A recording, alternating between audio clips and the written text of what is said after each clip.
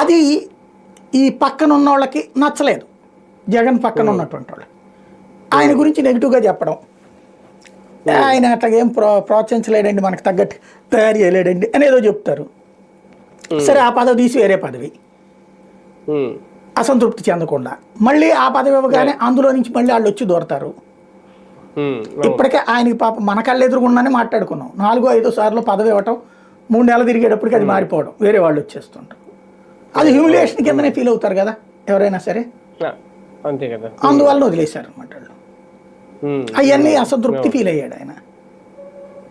దానికి తోడు నేను అనుకోవడం అయితే ఏంటంటే, వీళ్ళు బీజేపీ వాళ్ళు క్రిందటిసారి తెలుగుదేశం 4 గిఫ్ట్గా ఇచ్చింది ఎంపీలు, వీళ్ళు ఇప్పుడు 8 మందినే అడిగారట బీజేపీ వాళ్ళు, అది ఇవ్వట్లేదు. ఇవ్వకపోతే అసంతృప్తి వాళ్ళకు ఉంటుంది అన్నది విజయసాయిరెడ్డికి తెలుసు. వాళ్ళ అసంతృప్తికి గురైతే ఎలా వేధిస్తారో తెలుసు.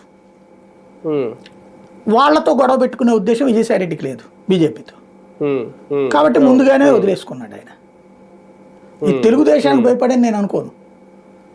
బీజేపీతో మన లావాదేవీలు బాగుంటే బెటర్ అన్నటువంటి ధోరణిలో ఆయన సైలెంట్గా యువతలకు వచ్చేసారు. అది జగన్కి నచ్చలేదు, అది కూడా ఒక అసంతృప్తికి కారణమై ఉండొచ్చు. మేబీ జగన్